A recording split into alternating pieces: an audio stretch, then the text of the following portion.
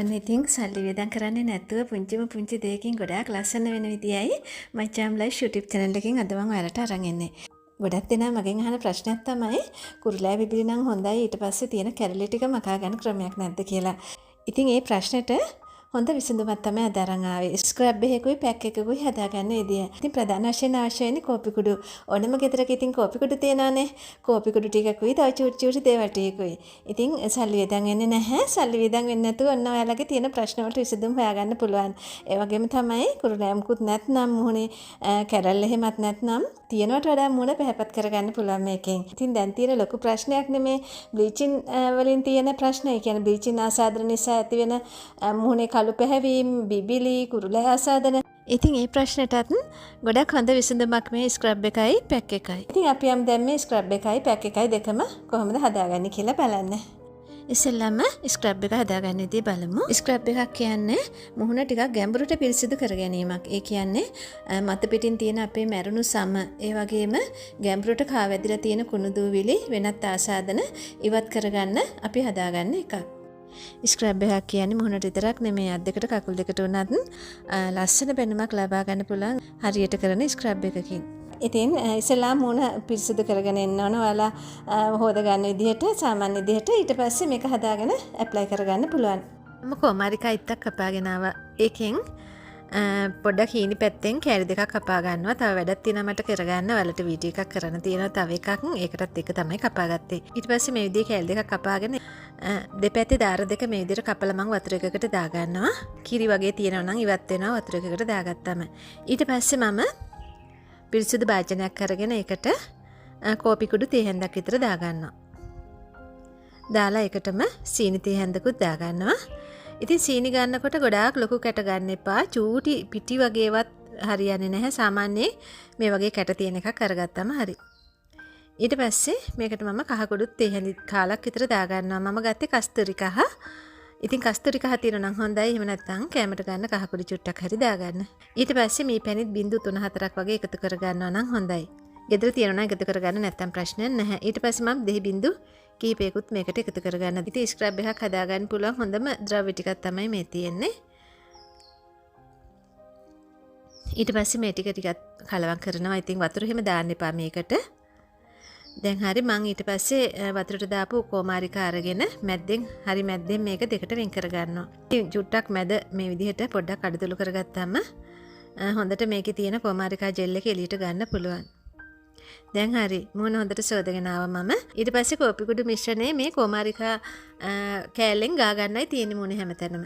එතකොට කොමාරිකා වල තියෙන සාරයත් අපේ මුහුණට එකතු වෙනවා.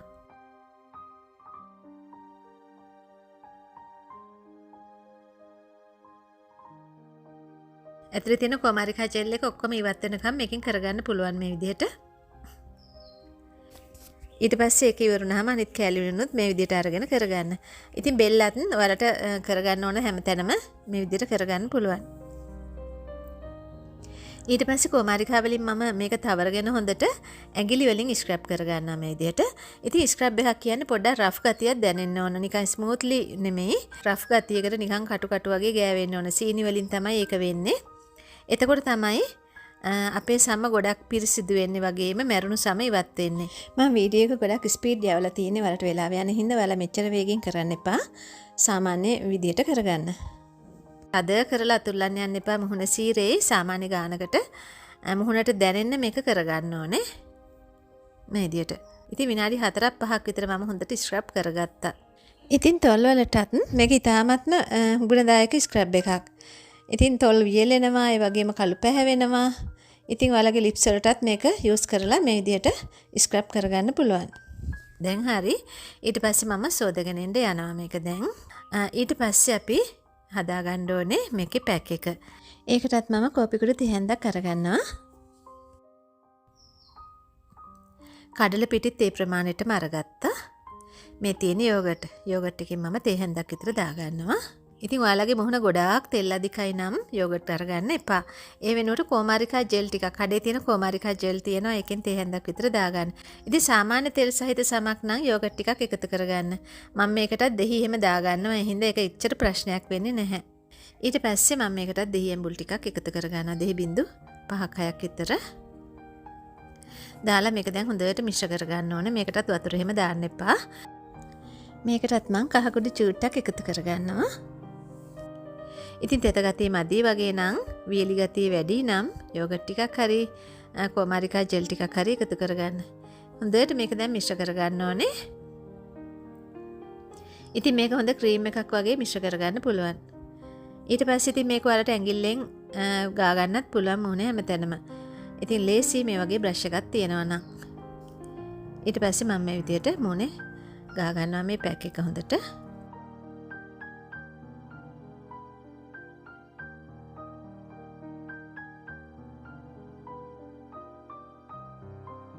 ඉතින් මේවා කිසිම දෙයක් අහිත කර දේවල් නෙමෙයි අපේ සමට. ඔයාලට මුහුණට, බෙල්ලට, මේකේ අතපය වලට උනත් ගා ගන්න පුළුවන්. සිරුරම පැහැපත් වෙනවා. ඊට පස්සේ මම මේ විදිහට ගා ගත්තා. ඉතින් මේක විනාඩි 35 40ක් විතර තියාගෙන ඉන්න ඕනේ. මොකද හොඳට මුහුණට උරා ගන්න ඕනේ ගාපු දේවල්. එහෙම තියන් ඉන්නකොට මේක වේලෙනවා. වේලනකොට තද ගතියක් දැනෙනවා.